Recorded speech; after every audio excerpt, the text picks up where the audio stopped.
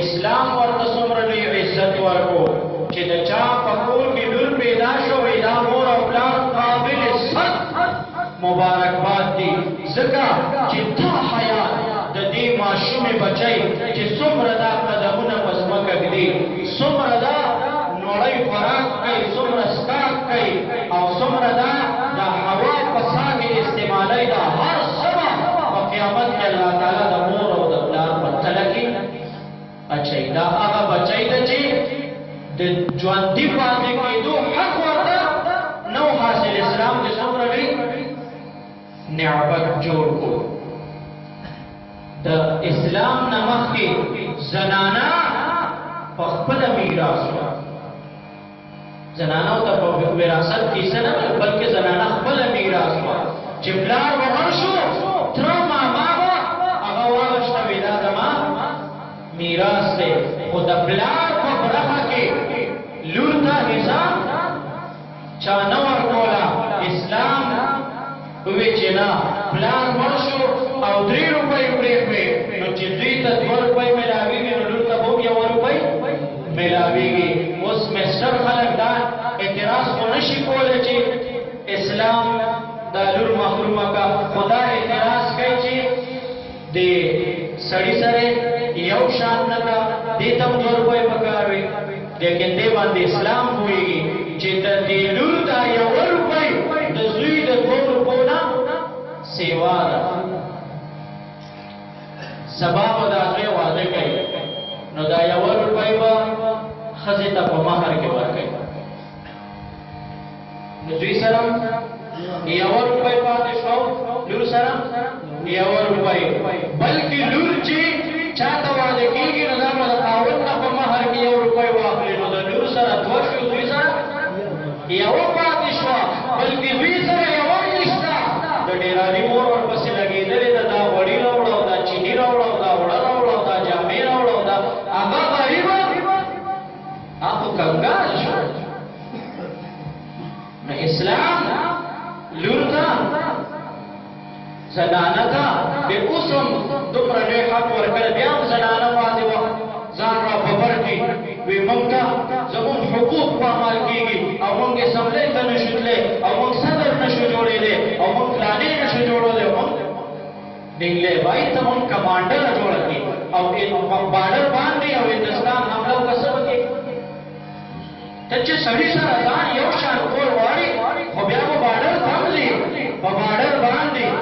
هندوستان حمله وکړه بیا به څه کېږي بیا خو به درځل تا ته پرتوګونه پکاري چې ګنټه پسې ښځه ته په بارډر باندې هلته حمله کېږي دلته تا ته د بچي د ولادت ټیم شو بیا به څه کوي اسلام چې کومو حدودو کې ته ساتلې په دې کې ستا عزت دی ګورئ پیشو ده پیشو کې د پیو خواهش شته که نشته پیشو کې د پیو خواهش شته که نشته اوس دا پی کې د پیشو نه بچ کېږي څو صورته دی یا خدا چې دا پیشوګان ټول ته بس پی کولاو پرېږده بچ پی کچرې پیشوګان ستا په قابو کې نه راځي او ستا په بس کې نه نو بیا په پیو باندې ډکنه کېده په پیو ډکنه کېده اسلام وایي د ښځې او د سړي یو ځای کېدو کې په ماحول کې خرابي راځي یا خدا ده چې دا مستر خلک ټول جیل کې واچوه بس ښځې بیا کولا پرېږدی سیچو دیم دی او صدر دیم دی وزیر اعظم دیم دی سپاهي دیم دی که چېرې مستر خلک دې په قابو کې نه راځي نو په دې څه چل وکړه ډکن کېږي او د دې ډکن چاردیوالي دی او کوم خلک چې د یورپ تقلید کوي او ښځې کلاو پرېښي دي چې پیم کلاوي او پیشوګان هم کلاوي بچ پاتې کېدی شي یو لوښي کې چې پیو کلاو شپه تېره کړه هغه سره پیشو لیدلې نه ده ساره به پی استعمالې ته وایې دا به پیشو جوټه کړي نو کومو مستر خلک چې د یورپ تقلید کوي ښځې کلاو پرېښي دي دګن پیډشتا نن دا وی کورونه تندور او دوزخ دي نه دي نو چلور او مور دې کولاو به سحر ته په یو طرف لري او په بل ماقام رااله هغه سوچای کو جوړوي پای چې کولاو پاتې شوي تا د سر پښورو لیدلې نه ده فتوای پښو به کنه وای زړه کرکه کوي ته کوي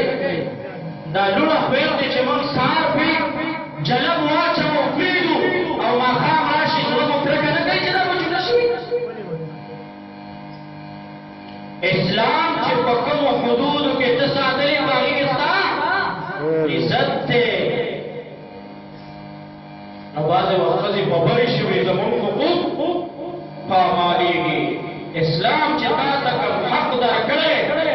د حکمران پیار تا ته حق نشته او الټه تا نه خو ستا به حق اخلي زمونږ دا لیډران وایي موږ ښځو ته حق ورکوو نو څه حق ورکوئ چې د 10 روپو د صابون چکۍ خرڅوي په هغې زمونږ د لور مور تصویري که نه په چوک کې غټ بورډ یې لګولی هغې باندې زمونږ د لور خور تصویري جوړ کړئ دا د ښځې حق دی ښځې ته چې اسلام کوم حق ورکړی هغه ورته د حکمران پلار هم نشي ورکولی دا چې وایي موږ حق ورکوو دا حق نه ورکوي دا په یو سازش باندې راغلي نو په هغه سازش باندې زموږ دا او خاص کر بیا د پښتون کلچر نه هغه حیا ختمول غواړي چې د پښتون لور خور دا هم د کوره نه بار کړي او په چوکونو او په سړکونو په درنو او په جلوسونو کې څه چلو کړي شریکې کړي او چې کله د کوره راوویسته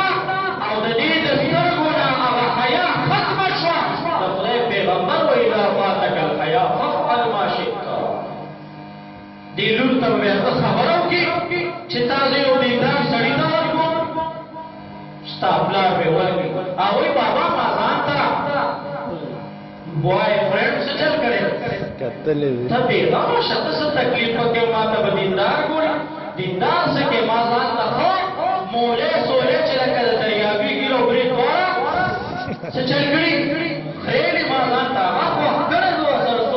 دومره وخت نه ورسره زما څه شی دی نو اسلام